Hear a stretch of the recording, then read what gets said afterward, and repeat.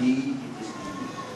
Kemudian kita menguasai anak-anak kita, keluarga kita. Kita menerapkan bagaimana Nabi SAW mengajar dalam bab tarbiyah.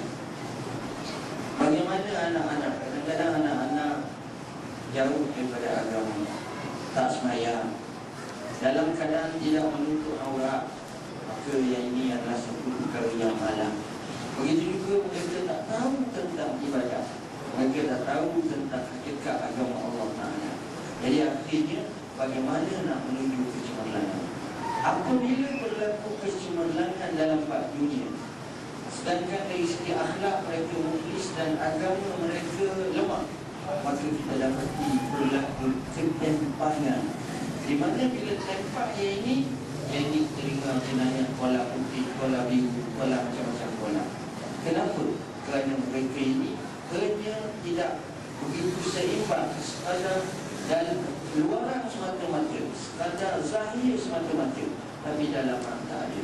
Jadi Islam datang dengan kedua-duanya. Allah.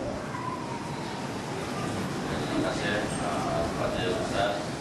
Jadi itulah tuan-tuan yang dirahmati Allah, penting yang dapat kita sama-sama kongsikan pada malam ini, bagaimana untuk kita menjadi umat yang gemilang, sebagaimana yang dikatakan oleh Nabi SAW yang telah disusul oleh Al-Fadhil Dr. Zulkifli. Ilmu tak cukup sekadar ilmu, mestilah diamalkan. Ilmu diamalkan kemudian secara infak. Dan untuk menguasai keadaan ini, tuan-tuan, sebagaimana yang disentuh oleh ahli panel, kita mestilah memulakan ilmu ini dengan diri kita, kemudian menguasai, diteruskan kepada orang-orang yang dikuasai oleh kita, iaitu anak dan seterusnya. Dan kita lihat sendiri umat Islam yang menekankan soal kecemerlangan.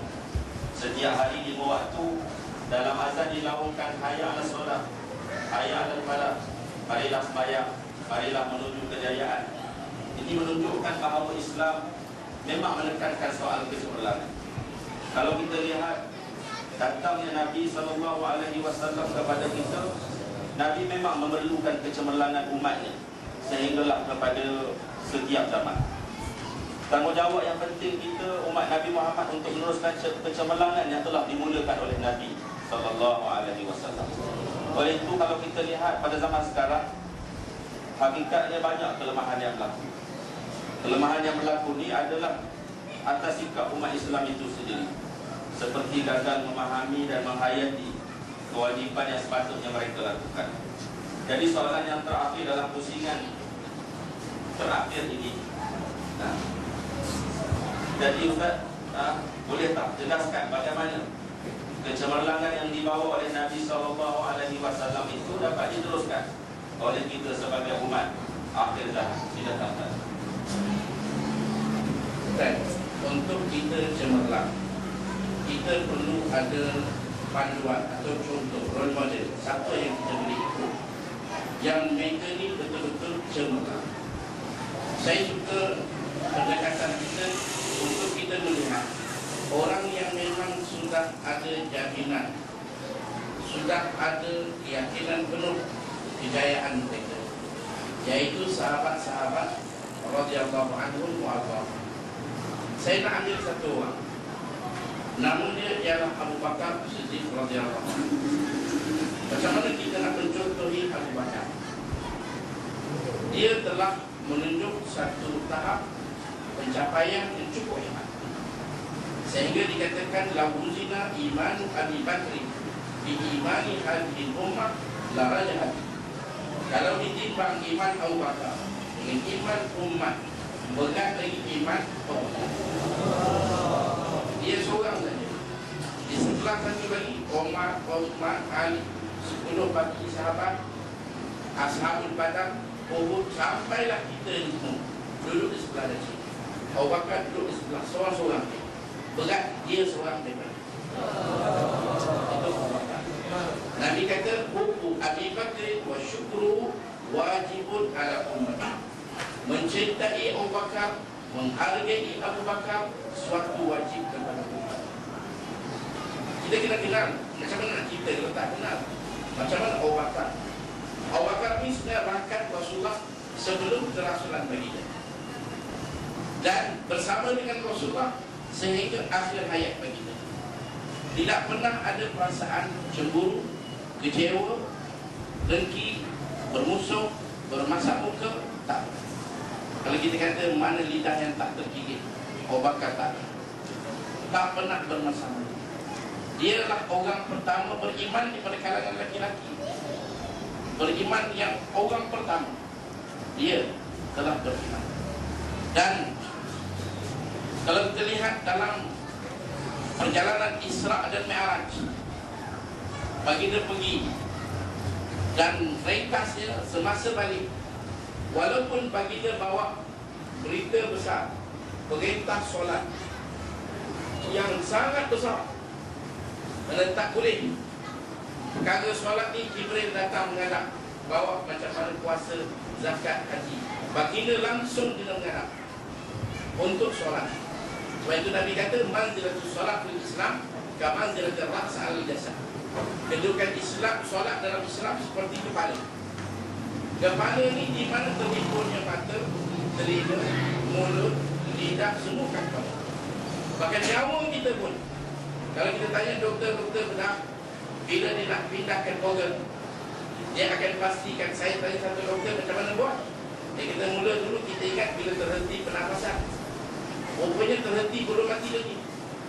Jantung berhenti daripada denyutan pun belum mati lagi. Di langkah akhir sekali kita jumpa, belum jumpa lepas, iaitu bila mati otak. Otak ni kepala. Nabi kata kepala ni, kepala beginilah kepentingan kepala pada badan. Begitu solat kepentingan di dalam Islam. Sebab itu baginda kena naik. Bila baginda dapat dan pulang, yang menjadi risau rusing, baginda tahu apa masalahnya, iaitu bila masyarakat Quraisy tidak percaya. Walaupun baginda boleh buktikan, memang baginda telah buktikan, perjalanan yang biasanya sebulan pergi sebulan balik, baginda telah buktikan. Apabila ditanya sampai soalan yang rumit, yang tak ada orang terfikir, antara yang disebut dalam kitab sejarah, baginda ditanya tentang tiang masjid Baitul Maqdis, seberapa tiang. Mana ada orang pergi ke tiang, lebih-lebih lagi pergi malam balik dalam masa yang sama. Tapi itu soalan dia. Kalau tak jawab, tak tepat, tak tahu, maka mudah nak dikatakan ini penipu. Perjalanan Isra dan Mi'raj, walaupun terbukti segala kebenaran, tapi kalau orang Quraisy tak percaya, apa nak buat? Kalau baginda balik, orang tak percaya, habis, mati akal. Baginda mengadu pada Jibril, baginda mengadu, mengeluh. Bila keluhan, aduan ini, macam mana cara Jibril nak pujuk, nak tenangkan baginda, nak tenteramkan baginda, iaitu dengan Abu Bakar. Sayusaddiquka Abu Bakr. Ini yang penting. Kalau orang tak percaya, orang tolak, tak apa. Yang penting Abu Bakar percaya. Dalam sejarah, gelaran As-Siddiq, gelaran tertinggi selepas Nabi-Nabi, Rasul-Rasul, gelaran As-Siddiq paling atas. Diberi bila Abu Bakar dapat As-Siddiq, dia dapat ketika orang tak percaya, ketika orang tolak. Ada yang nak masuk Islam pun keluar baik, sukar nak percaya perjalanan pergi dan balik pada satu malam. Tapi Abu Bakar cemerlang dengan gelaran As-Siddiq. Abu Bakar dipilih menjadi teman baginda dalam Qur'an. Omar ada, Hamzah pun ada, pakcik baginda, Ali pun ada, Uthman pun ada. Tapi Abu Bakar dipilih untuk menemani baginda dalam Qur'an. Sehinggalah apabila orang Quraisy dah begitu hampir ke pintu gua,